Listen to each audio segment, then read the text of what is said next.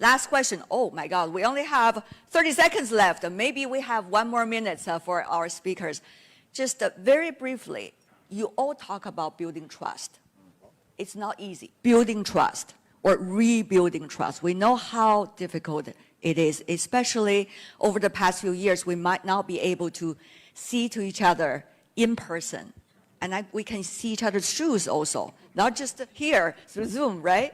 So on that point, how that we can efficiently rebuild trust? Yes, Mr. President, please. In the political context, the way to earn trust is to perform. And the best politics, I always say, the best politics is performance, because it's something that cannot be taken away from you, and it is something that actually makes a difference in people's lives. Walk the talk, perform. Perform, and you will get the trust back of the people, and that is what we all politicians, and I'm sure even people from the business side, that's what we strive for. Thank you so much. What about for a president of a country in the Asia Pacific, short-term, long-term? Well, I will be specific to the Philippine experience. Short-term issues are very simple. It is actually, at this point, it is survival for many of our people, simply because prices of fuel, prices of food has risen up to such an extent that they simply cannot afford to survive without assistance from the government. And hence, we are still presently in the Philippines providing just direct cash transfer payments. This is not something that we prefer to do. I don't think that anyone is particularly enamored with direct cash transfer payments, but it is the only way that we can mitigate the situation that our people have. So that is something that we are hoping, with the creation of jobs and with the growth of the economy, to slowly begin to dial down. And it is with the pandemic beginning to ease, at least in our case, then there's a great deal of hope that that emergency situation will slowly resolve itself into some kind of normalcy. In the long term, there really are, I agree with Mr. Moritz, the changes that need to be made are structural. They have to be done structurally, because this is a different world, this is a different economy. And as we were discussing in the green room, he says, we're not playing catch up. And I said, even if you were, what are we trying to catch up to, 2019? I don't think that that's the plan. And so we have to be, we cannot be too married to the ideas that we were holding as truths before, and we have to be willing to make big changes, but with recognition that from what is actually happening around the world. But when we make these structural changes, I like to pick up on the point that Dr. Schwab made, is innovation. We must allow still innovation we must still continue to encourage innovation and to recognize innovations that can actually help, and immediately put them into play, or put that, if it's a product, to market, or if it's a system, to implement that system.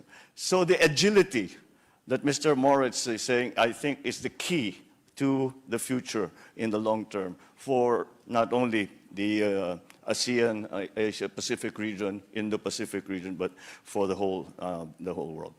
Thank you, Mr. President. Second question. What kind of state of the world are we in, and therefore the Asia-Pacific region?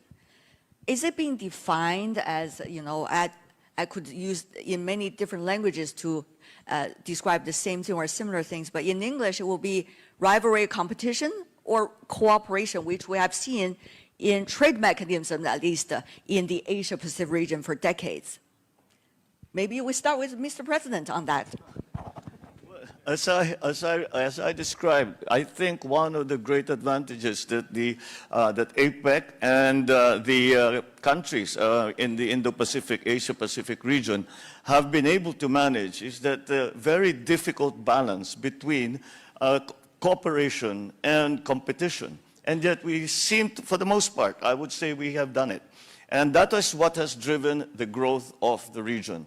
is that we are able to compete with one another, but when we find opportunities where partnerships will give the better result, we are all perfectly willing to enter into those partnerships as well. So that, I think, is going to be key. We have done it before. It is the nature of APEC. If we continue to do that and strengthen that, I think it will be to the great benefit of all countries. Thank you. Many bilateral meetings, including between the two world's largest economies, going to bring us a lot of opportunity for cooperation as well. Last question. Oh my God, we only have 30 seconds left. Maybe we have one more minute for our speakers. Just very briefly, you all talk about building trust.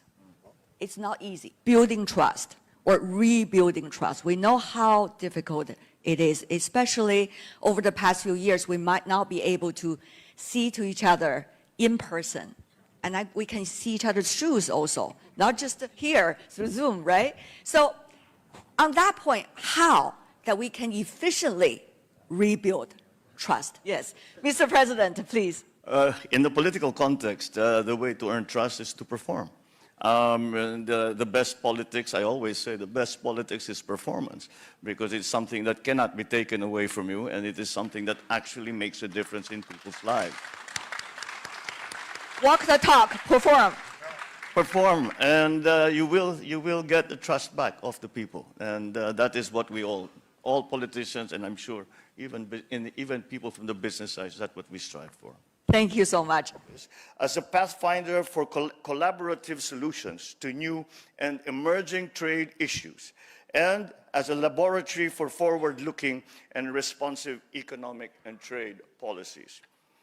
Let us continue to build on APEC's long-running partnership with the private sector and be increasingly in lockstep with the APEC Business Advisory Council, which is the voice of the business community in the Asia-Pacific. These partnerships with the private sector are a centerpiece of the transformation of the Philippine economy.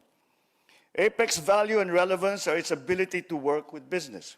There is no other organization or forum that actively seeks the concerns of business the way APEC does,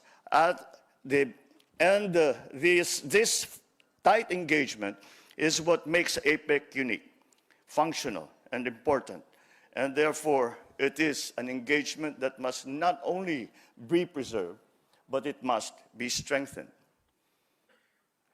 Finally, global and regional economic governance platforms, such as APEC, are geared towards averting conflict.